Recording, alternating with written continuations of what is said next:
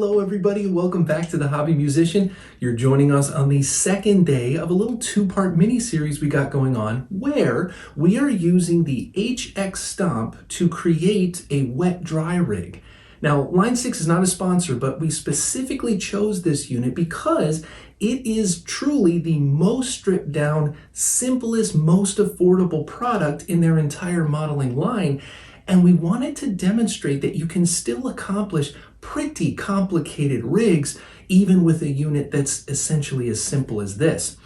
Now, in our last episode, we set up what a wet-dry rig is and what are the scenarios you might consider using one. So if that's all brand new to you, click the link at the top and that'll take you to our last episode where we really go in depth on what it is. Now, also in the filming of these two episodes, we ended up with bonus material. So if you want to check out that extra stuff that we got, I've got it posted over on our Patreon page, and you can check out all those details in the links below. In our last video, I specifically showed a method where we could achieve what I called a true wet-dry rig. And I called it true because traditionally and commonly known in guitar circles, a wet-dry rig needs two amplifiers. You need one amplifier that's wet and one amplifier that's dry. You put all of your effects and ambient stuff on one amplifier, and you just leave the other one dry, crispy, crunchy, and you hard pan them so that when they come out, left and right speakers, they all hit the listener and you get this experience. But we discovered in that video that when we use the HX Stomp, we can accomplish it. We can put two different amplifiers and get some effects on the other.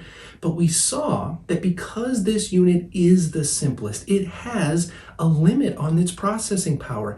And amplifier models in these units take a lot of effort to process.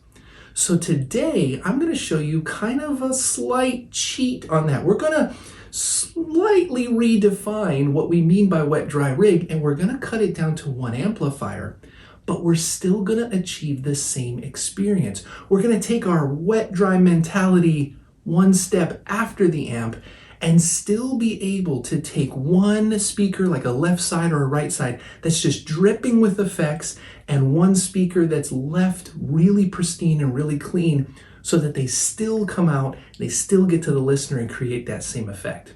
So to do that, I'm going to get the camera switched around, we'll get the screen up here, and I'll be back in just a second.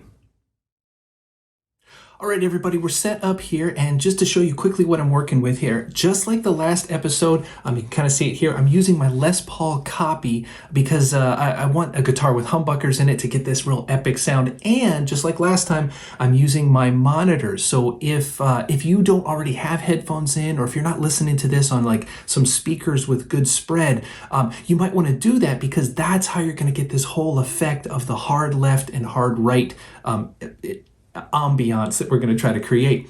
Now you can see on the screen I've got a blank preset, and just like last time I want to go through and set this up in real time and kind of talk through what we're doing.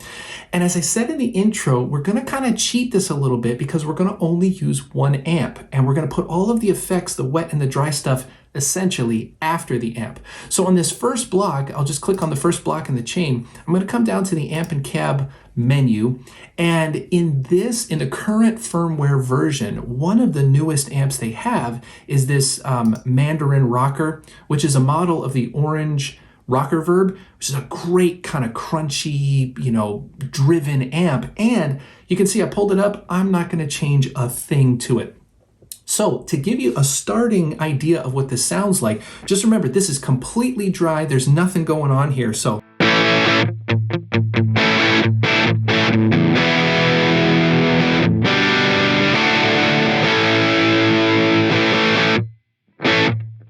like nothing. I mean, it's you can hear the drive and the crunch, but there's no effects on it at all. So we're going to start putting them in, and I'm going to click, and I'm going to do this in a strange way. You'll see why in a second. I'm actually going to put my last effect in first.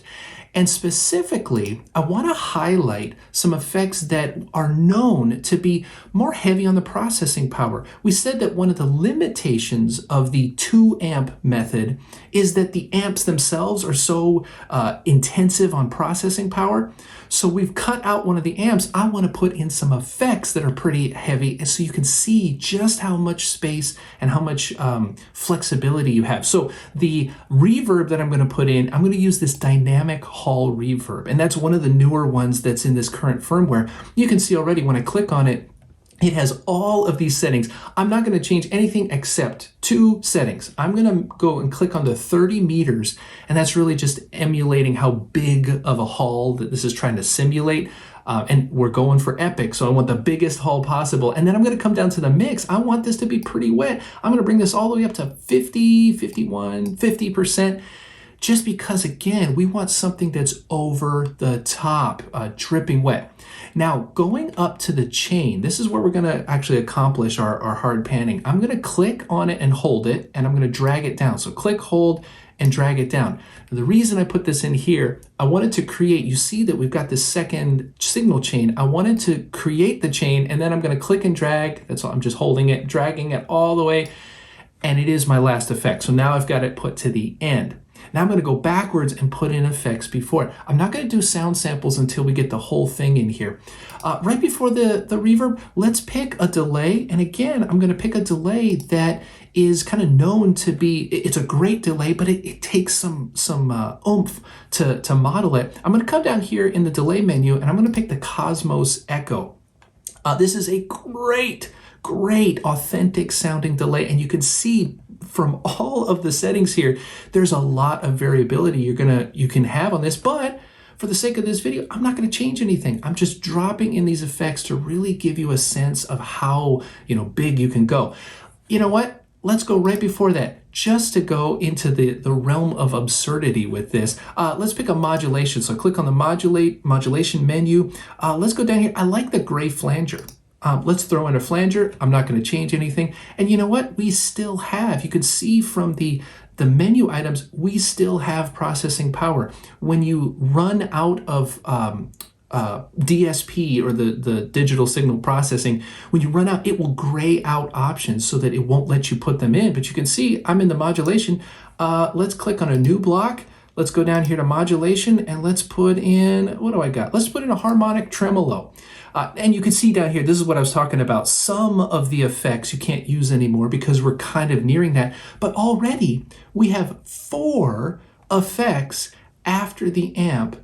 And some of these really are intensive processing heavy effects. Now, they're all on, but we haven't done anything to the mix yet. So I'm going to click on this merge point, and just like the last time, we need to send our paths to different sides. Up here, I've got the A level and the A pan. Well, the panning is the A level is the top. So I want to take the top level, and I'm going to drag it all the way to the left. So it's only coming out of the left ear or the left speaker. And I'm going to take the B pan, and I'm going to take it all the way to the right. That's essentially all we have to do to create this final effect. They're going to be sent out separate paths. So in the auditorium or wherever, you're getting both of these things coming out, and this is kind of what it sounds like now.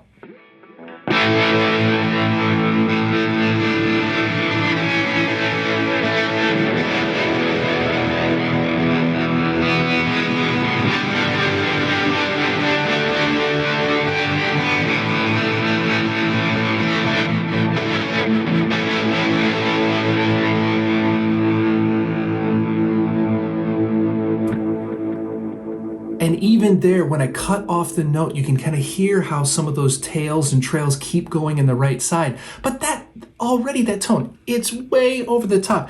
Just to demonstrate, we kind of don't even need these 2. I'm going to turn off both of the modulations. So the only things running now are the delay and the reverb, but just they're 50% mix. It's really heavy. So even just with that,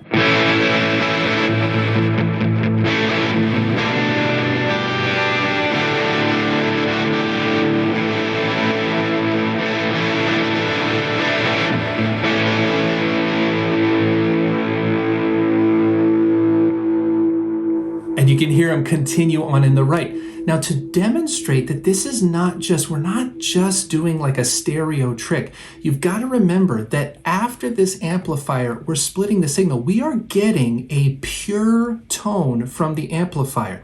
So what I'm going to do now, I'm going to demonstrate this. I'm going to turn back on all the effects.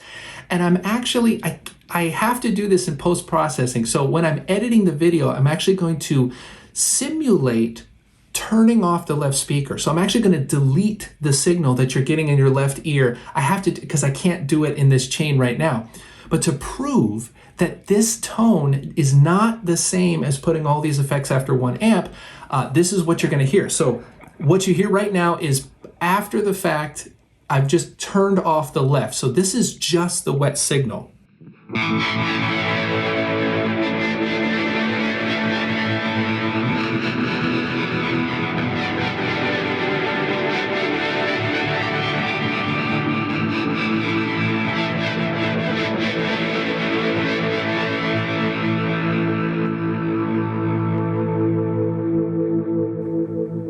Now you can still hear all of the effects. The effects are way over the top, but what you lose when you don't have the left, when you don't have that dry signal, you lose the articulation. You lose that crispness, that attack, which is part of this whole wet-dry scenario. And to prove it, so you could say, well, that's just an editing trick. I'm sure it works fine.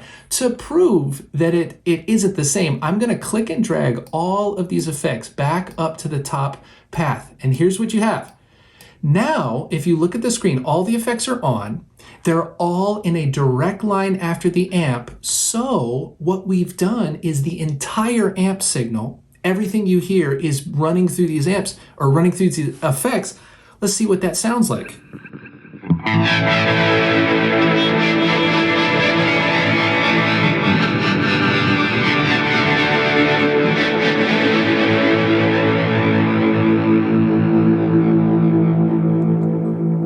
And you hear what is essentially, that is the wet signal, but now the wet signal is the only signal. So that's what's coming out of both speakers. And it does not sound anywhere near as epic as when we had them down and I clicked just to make sure, yeah, our mixer kept the hard pan. So just by moving them to a separate path and splitting off,